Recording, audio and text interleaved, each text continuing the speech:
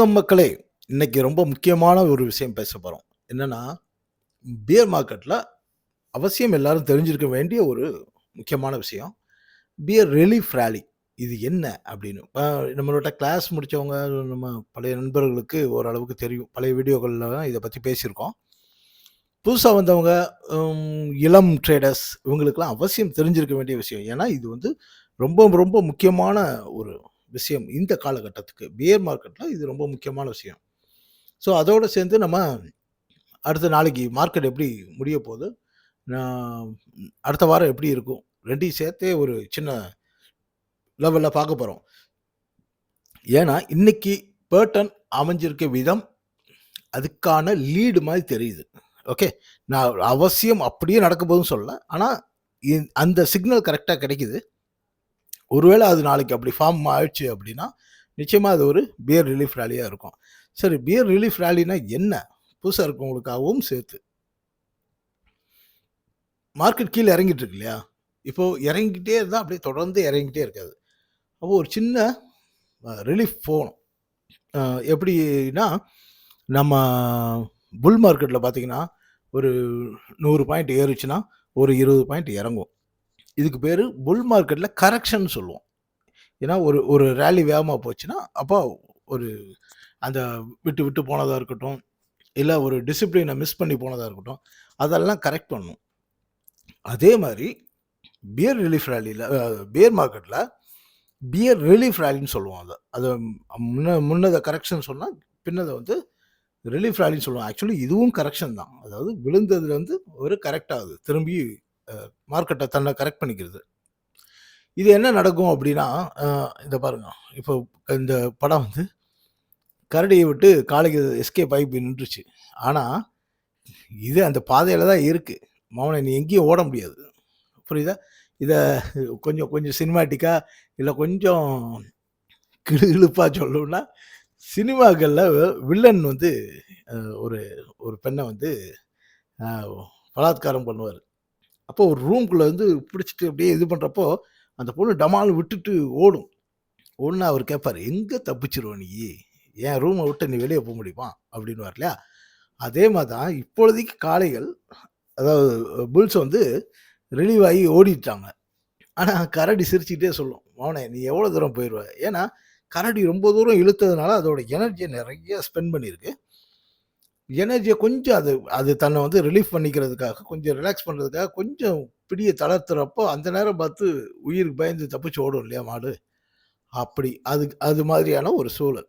சரியா? இது ஏன்னா ரொம்ப ஏன் இவ்வளோ விளக்குறேன்னா, புதுசா வரவங்களுக்கு கொஞ்சம் எளிமையா சொல்லலாமேன்றதுக்காக தான். மற்றபடி ஒண்ணும் இல்ல. சரி, இந்த பியர் ரிலீஃப் ராலில என்னென்னலாம் நடக்கும்? முதல்ல இந்த பியர் ரிலீஃப் ராலின்றது, இத வந்து வழக்கமா வந்து டெட் கேட் பவுன்ஸ் அப்படின்னு சொல்லுவோம். அதாவது எப்படின்னா, ஒரு பூனை வந்து அங்கருந்து ஜங்குன்னு ஒரு ஜம்ப் பண்ணுது அப்படின்னா, அது தப்பிச்சு ஓடப்போது அப்படின்ற மாரி நம்ம நெனப்போம். இல்லையா? ஆனா, இதுவே ஒரு செத்து போன பூனைய மேலேருந்து தூக்கி போட்டா என்ன ஆகும்? உள்ள காத்தெல்லாம் இருக்கிறதுனால விழுந்த வேகத்தில கொஞ்சம் எந்திரிச்சு ஒரு ஒரு ஒரு சின்னதா ஒரு ஒரு பவுன்ஸ் பேக் ஆகும் இல்லையா? அத பார்த்து அந்த பூனை உயிரோட இருக்குன்னு நம்ம நம்பக்கூடாது. இல்லையா? அது அந்த காத்துனால ஒரு சின்னதா ஒரு பவுன்ஸ் ஆகும். ஆனா, அந்த பூனை செத்த பூனைன்னு அர்த்தம். அதே மாரி தான் கீழ விழுந்து ரொம்ப சப்போர்ட்டான ஏரியால அங்க வந்தோனே அப்படி ஒரு ஜம்ப் பண்ணி ரொம்ப தூரம்லாம் போகாது. அப்படியே அங்கருந்து திரும்பி வந்து அந்த சப்போர்ட்ட உடைச்சு மறுபடியும் கீழ வரும். எவ்வளோ தூரம் வரும்? நம்ம ஏற்கனவே பேசிட்டோம். நிஃப்டிய பொறுத்தவரைக்கும் இப்போ ஒரு எக்ஸாம்பிளுக்காக நிஃப்டிய எடுத்துக்கிட்டோம்னா, 22,800ன்றது டார்கெட் வச்சிருக்கோம். ஸோ அது வரைக்கும் வரணும். அதுக்கு முன்னாடி ஒரு பவுன்ஸ் பேக் இருக்கும். ஏன் பவுன்ஸ் பேக் இருக்கும் அப்படின்றதுக்கு அடுத்த ஒரு காரணம் பார்ப்போம். என்னென்ன காரணம் அப்படின்னா, ஃபர்ஸ்ட்டு ஷார்ட் கவரிங். இப்போ மார்க்கெட் கீழ விழுக போகுது அப்படின்றப்ப நெறைய பேர் ஷார்ட் போயிருப்பாங்க. என்ன மாதிரி ஆட்கள். சரி, ஷார்ட் போயாச்சு. எவ்வளோ நேரம் தான் ஷார்ட்லயே இருக்க முடியும்? அப்போ மார்க்கெட்ல வால்யூம் இதெல்லாம் குறையிறப்போ, அப்போ அ திரும்ப ரிவர்ஸ் ஆகப்போகுதுன்ற மாரி இருக்கும். 2வது அ சின்னதா ஏதாவது பாசிட்டிவ் நியூஸோ, நெகட்டிவ் நியூஸ் ஏதோ ஒரு நியூஸ் வந்துச்சுன்னா, சடனா மேல போயிருமேன்றதுனால எல்லாரும் ஷார்ட் அடிச்சவங்கலாம் கவர் பண்ணுவாங்க. கவர் பண்றதுனா எப்படின்னா, வித்தவங்க ஃபியூச்சர்ல வித்திருப்பாங்க இல்லையா? அவங்க ஒரு இடத்துல லாபத்த புக் பண்றாங்க. எப்படி மார்க்கெட் பையிங் புல் மார்க்கெட்ல வந்து மேல போறப்போ ப்ராஃபிட் புக் பண்றாங்களோ, அதே மாரி கீழ வர்றப்பயும் ப்ராஃபிட்ட புக் பண்றாங்க. அதனால அது ரிவர்ஸ் ஆகுது. அப்போ ரிவர்ஸ் ஆகுறப்போ, அதே இடத்துல இன்னொன்னு என்ன நடக்கும்னா, by the dip. By the டிப்னா என்னன்னா, இந்த ஹெச்என்ஐஸ் இருக்காங்கல்ல, எஃப்ஐஐஸ் சொல்லல. HNIs high net worth individuals. ஒரு தனிப்பட்ட நபர் வந்து ஒரு 10,00,00,000, 20,00,00,000, 30,00,00,000லாம் வாங்குவாங்க இல்லையா? அவங்க ஒவ்வொரு ஏரியாலயும், ஒவ்வொரு சப்போர்ட் ஏரியாலயும் அவங்க அக்குமுலேட் பண்ணுவாங்க. இந்த மாரி பியர் மார்க்கெட்ல தான் அவங்க அக்குமுலேட் பண்ணுவாங்க. அப்படி அவங்க அக்குமுலேட் பண்ற ஒரு இடம், ஒரு சப்போர்ட் ஜோனா இருக்கும். அந்த சப்போர்ட் ஜோன்ல அவங்க அவங்க பை பண்ணா, அதே நேரத்தில ஷார்ட் கவரிங்கும் நடக்கும். 2ம் சேர்ந்து ஆ மார்க்கெட்ட சல்லுன்னு மேல தூக்கிட்டு போகும். சரி, அப்போ இது 2ம் எங்க நடக்கும்னா, இதுக்கப்புறம் விக்கிறதுக்கு ஆளே இல்லப்பா, வால்யூமே இல்ல அப்படின்னு ஒரு ஓவர் சோல்டு ஜோன் வரும்ல, அப்பதான் இது நடக்கும். இது நம்ம ஆ நம்ம போவா ஸ்ட்ராட்டஜின்றதுல நம்ம நம்ம மக்களுக்கு ஏற்கனவே சொல்லியிருக்கோம். ஃபர்ஸ்ட்டு ஒரு டெய்லியில ஓவர் சோல்டு, வீக்லியில oversold, monthly oversold, yearly oversold, அப்புறம் அதே மாரி தான் ஹவர்லி பேசிஸ்ல இருக்கும். இதெல்லாம் ஒவ்வொரு ஓவர் சோல்டுக்கும் ஒவ்வொரு சின்ன சின்ன பவுன்சிங் இருக்கும். அப்படியான ஒரு பவுன்ஸு இப்போ வந்து டெய்லியில இப்போ ஒரு பவுன்ஸ் ஆகுறதுக்கான ஒரு சூழல் நடந்திருக்கு. இதுதான் இப்படி இப்படியே வந்துட்டு ஒரு சின்னதா பவுன்ஸ் பேக் ஆகி மறுபடியும் கீழ வரும். ரைட்டா? இது ஏன் நடக்குதுன்றதுக்காக. புல் மார்க்கெட்டுக்கும், பியர் ரிலீஃப் ராலிக்கும் என்ன வித்தியாசம்? இது ரொம்ப முக்கியம். இத அவசியம் தெரிஞ்சு வச்சுக்கிட்டா தான், நீங்க வெட்டியா போய் மாட்டிக்க மாட்டீங்க. அதாவது அ மார்க்கெட் முடிஞ்சிருச்சு, அவ்வளோதான், பேட் நியூஸ்லாம் முடிஞ்சிருச்சு, இனி எல்லாமே மேல தூக்கிட்டு போயிருவாங்க, அப்படின்னு நினைக்க தோணும். என்ன காரணம்னா, அப்படியே சல்லுன்னு மேல போறப்போ பார்த்தீங்கன்னா, ப இன்னொரு விஷயம், முக்கியமான விஷயம் சொல்றேன். புல் மார்க்கெட் ராலிய விட பியர் ரிலீஃப் ராலி பயங்கர ஸ்பீடா இருக்கும்.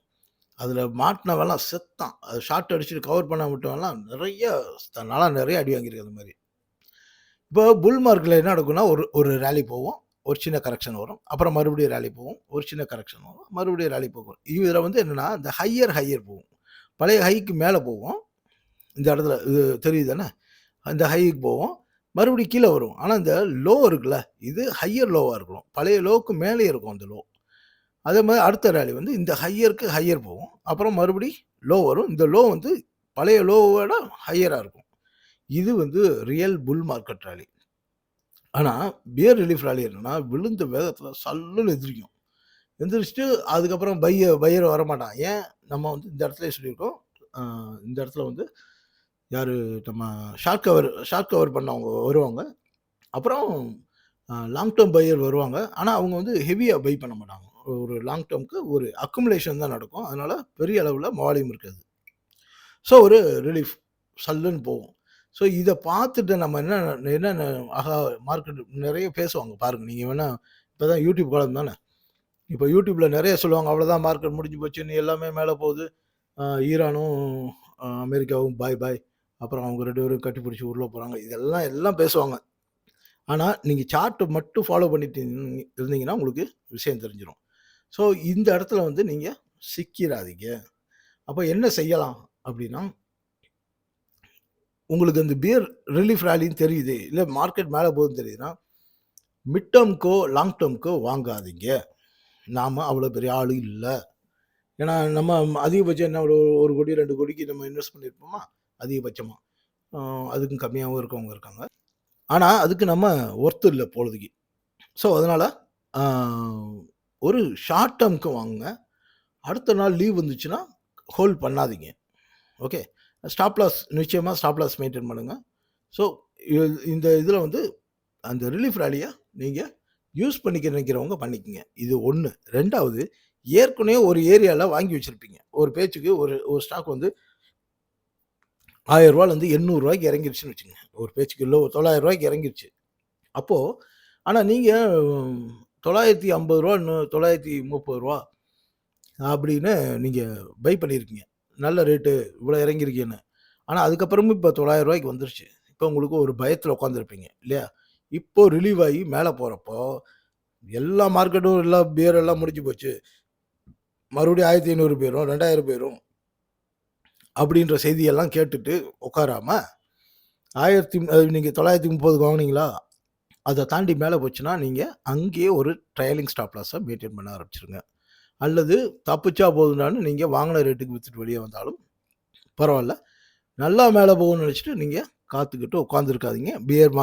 பியர் ரிலீஃப் ராலில அதுதான் பெரிய ட்ராப். சரி. இதெல்லாம் மார்க்கெட்ல நடந்திருக்கா? இப்படி கதையா சொல்றீங்க. மார்க்கெட்ல என்ன நடந்திருக்கு? அப்படின்னா, 2021ல ட்ரேடுக்கு உள்ள வந்தவங்களுக்குலாம் தெரியும். 2021 அந்த நவம்பர்லேருந்து ஒரு கரெக்ஷன் வந்தது. அப்போ அந்த 18,600 என்னமோ போனது. அங்கேருந்து 15,300 வரைக்கும் வரும்னு நம்ம முதல்லயே ஃபிக்ஸ் பண்ணிட்டோம். இப்போ நம்ம சொல்றோம் இல்லையா, 22,800 வரைக்கும் வரும்னு சொல்றோம்ல. அதே மாரி அந்த டார்கெட்ட ஃபிக்ஸ் பண்ணிட்டோம். ஆனா, அங்கேருந்து கீழ விழுந்து, இங்க எந்திரிச்சிருக்கு பாருங்க. இது நான் வீக்லி சார்ட் தான் வச்சிருக்கேன். ஏன்னா, டெய்லி சார்ட் வந்து ரொம்ப கச்ச கச்சன்னு இருந்தது. ஸோ, இப்படி எத்தன வாரம் ஒரு 5, 6 வாரம் விழுந்துட்டு, 10 வாரம் வரைக்கும் விழுந்துட்டு, அடுத்த ஒரு 4 வாரத்தில 10 வாரம் விழுந்தத ஒரு 4 வாரத்தில தூக்கியிருக்கான் பாருங்க. 10 வாரமா? 8 வாரத்தில விழுந்தத 4 வாரத்தில அவ்வளோ தூரம் தூக்கியிருக்கான். இப்ப இந்த பியர் ரிலீஃப் ராலியோட ஃபாஸ்ட் என்னன்னு தெரியுதா? இது 1. அதுக்கப்புறம் மறுபடியும் சார் கீழ வர்றாரு. இந்த லோவையும் உடைச்சிட்டு கீழ வர்றாரு. கீழ வந்துச்சா? இன்னும் 15,300க்கு பக்கம் தான் இருக்கு. அப்ப இதுவரைக்கும் வரும்னு காத்துட்டு இருக்க நேரத்தில பார்த்து வேகமா மேல போயிடுச்சு. மேல போயிட்டு, ஆஹா! மார்க்கெட் மேல போகுதுன்னு எல்லாரும் சொல்லிட்டு இருக்கப்போ, திரும்ப அங்கருந்து கீழ வந்து, அப்படியே ஒவ்வொன்னா வந்துட்டு, இதுதான் அந்த 15,300. அது 15,300ன்றது 15,200 வரைக்கும் வந்துச்சுன்னு வச்சுக்கங்களேன். அது வரைக்கும் வந்துட்டு, அதுக்கப்புறம் கன்சால்டேஷன் நடந்து, மெதுவா மேல போகுது. இப்போ பாருங்க. ஹையர் ஹை போயிருக்கா? லோயர், இந்த லோயருக்கும் கீழ லோயரோட ஹையரா போயிருக்கா? இப்படியே தான் அடுத்து போகும். ஸோ, நம்மள பொறுத்தவரைக்கும் இப்பொழுதைக்கு நம்ம நிச்சயமா வரக்கூடிய டார்கெட்னு 22,800 அப்படின்னு நம்ம பேசிட்டு இருக்கோம் இல்லையா? அதுவரைக்கும் நீங்க பியர் மார்க்கெட்டாவே வச்சுக்கணும். நான் ஏற்கனவே வழக்கமா இந்த பியர் மார்க்கெட் ஆரம்பிக்கிறபோது சொல்லிட்டு இருக்கேன். இனிமேல் கேட்கிறப்பலாம் எத பத்தி கேட்கணும்? எது சப்போர்ட்ன்னு கேட்கக்கூடாது. எது ரெசிஸ்டன்ஸ்ன்னு கேட்கணும்னு சொன்னோம் இல்லையா? அந்த ரெசிஸ்டன்ஸ பத்தி தான் இப்ப பார்க்குறோம். இப்போ ஒவ்வொரு முறையும் இது ஒரு ரெசிஸ்டன்ஸ், இது ஒரு ரெசிஸ்டன்ஸ். அத மட்டும் நம்ம ஃபாலோ பண்ணா போதும். நாம இந்த பியர் ரிலீஃப் ராலில மாட்டாம தப்பிச்சுருவோம். இப்போ வழக்கம் போல அ மார்க்கெட் செக்டார் வைஸா பார்க்க போறோம். ஆனா, இப்போ ரொம்ப முக்கியமான விஷயமா பார்க்க போறோம். இத நீங்க நோட் பண்ணி வச்சுக்கங்க. பியர் ரிலீஃப் ராலில என்ன நடக்கும்ன்றதுக்கு இத நோட் பண்ணி வச்சீங்கன்னா, பிராக்டிகலா இப்ப நீங்க ஆக்ட் பண்ணாட்டினாலும் பரவால்ல. புரிஞ்சு வச்சுக்கிட்டீங்கன்னா, அடுத்த பியர் மார்க்கெட்ல நீங்க ஈஸியா தப்பிப்பீங்க. ஸோ, அத புரிஞ்சுக்குவீங்க நீங்க. என்ன நடக்க போகுது அப்படின்னு. ஸோ, இன்னைக்கு மார்க்கெட் வந்து நாம நேத்து சொன்ன லோவுக்கு கீழ க்ளோஸ் ஆயிருக்கு. ஆனா, அது வந்து ஸ்ட்ராங் க்ளோஸ் இல்லை. ஸோ, மறுபடியும் இது மேல போகும். நாளைக்கு 23,900ன்னு நாளைக்கு க்ளோஸ் ஆகணும். அதுக்கு மேல க்ளோஸ் ஆகணும். அப்படி க்ளோஸ் ஆனா, நல்லா கேட்டுக்கங்க. 23,900 இப்ப 23,640ல இருக்கு. இது 23,900க்கு மேல நாளைக்கு க்ளோஸ் ஆனா, ஆல்மோஸ்ட் ஒரு 280, 270 பாயிண்ட் இருக்கா? 260 பாயிண்ட்.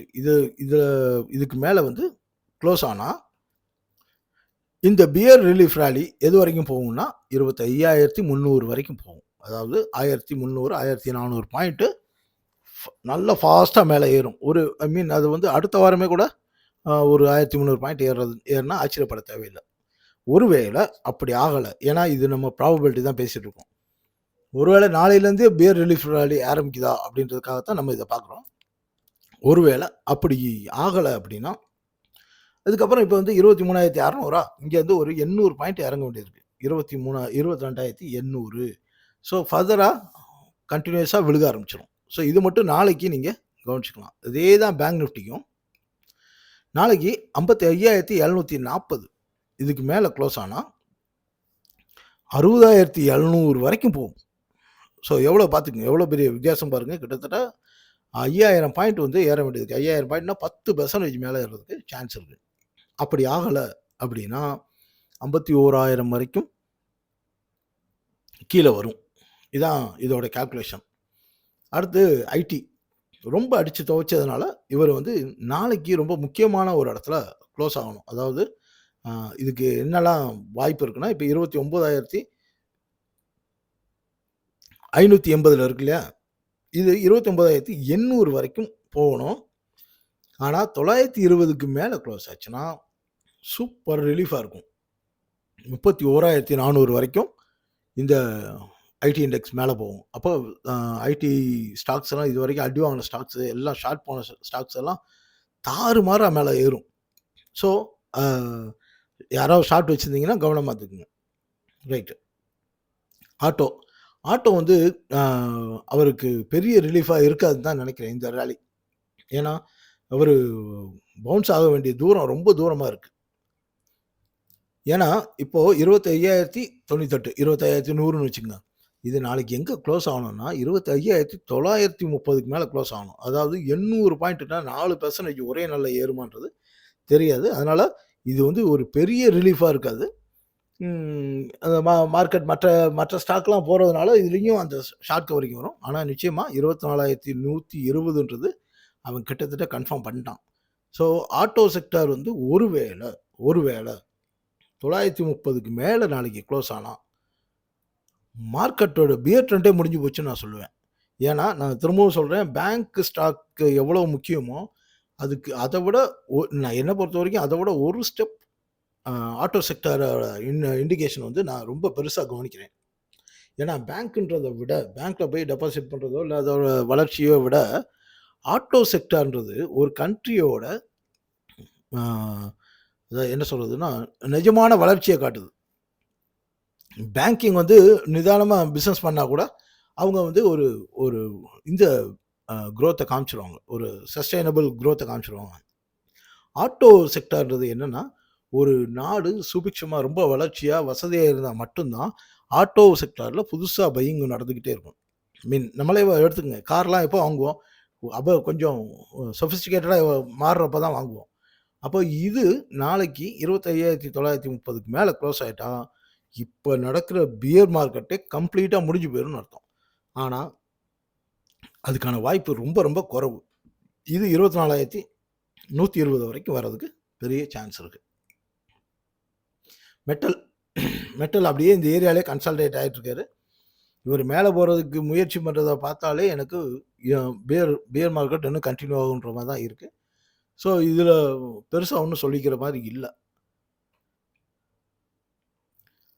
அடுத்து எஃப்எம்சிஜி இன்னைக்கு அவர் இல்லைப்பா நான் முடியாது, நான் இங்கே கீழே தான் போவேன்னு இன்னைக்கும் காமிச்சிட்டாரு. இதுக்கும் அதே தான் கதை. ஒருவேளை நாளைக்கு 49,300 அதாவது இங்கேருந்து 1,100 பாயிண்ட்டு, அதாவது 2.5% மேலே அவர் ஏறினார்னா, ஒருவேளை ஏறினார்னா அவர் தப்பிக்கிறாரு. இல்லாட்டி அவர் வழக்கம் போல் அந்த பியர் ட்ரெண்டில் போயிட்டே இருப்பார். சரியா? ஸோ எஃப்எம்சிஜிக்கு இன்னும் பியர் ட்ரெண்டு, அவர் மார்க்கெட்டுக்கு முன்னாடியே அவர் பியர் ட்ரெண்டுக்கு வந்துட்டார். இன்னும் மார்க்கெட் ஒருவேளை திரும்பினாலும் இவர் பியர் ட்ரெண்டில் தான் இருப்பார். இதுதான் அவரோட நிலைமையாக இருக்குது. ஃபார்மா நாளைக்கு இதில் ஒரு நல்ல ட்விஸ்ட் இருக்குது. நாளைக்கு 23,500க்கு மேலே க்ளோஸ் ஆனார்னா மார்க்கெட் நிச்சயமாக பியர் ட்ரெண்டுக்குள்ளே தான் இருக்கும். ஒருவேளை அப்படி ஆகலைன்னா ஸோ ஒரு பியர் ரிலீஃப் ரேலியை இப்பொழுதுக்கு எதிர்பார்க்கலாம். பியர் ரிலீஃப் ரேலியை இந்த இடத்துல வச்சு ஸ்கேல் பண்ணிடலாம். 23,500க்கு மேலே போச்சு அப்படின்னா இப்பொழுதுக்கு அது பியர் ரிலீஃப் ரேலி இல்லைன்னு அர்த்தம். எனர்ஜியும் அதே மாதிரி தான். 36,750க்கு கீழே க்ளோஸ் ஆனால் இந்த செக்டார் இன்னும் கன்சால்டேஷன் நடக்கும். ஒரு பெரிய கன்ஃபார்ம் இல்லை. அதுவே 37,310க்கு மேலே க்ளோஸ் ஆனால் இந்த இப்போ நடந்துட்டு இருக்க கான்ஃப்ளிக்ட் வந்து இன்னும் பெருசாக உக்கிரமாக போகுதுன்னு அர்த்தம். ஸோ இந்த பிரச்சனை எப்போ முடியுன்றதுக்கு நாளைக்கு இந்த சார்ட்டை பார்த்தீங்கன்னா உங்களுக்கு தெரிஞ்சிடும். தங்கம் வழக்கம் போல் நேற்று சொன்ன ஒரு 3-4 நாளாக சொன்ன அதே தான். ஏன்னா இந்த ஏரியாவில் கன்சல்டேஷன் நடந்துட்டுருக்கு. நம்ம இப்போ இது கூட ஒரு நல்ல இண்டிகேஷன் பாருங்கள்.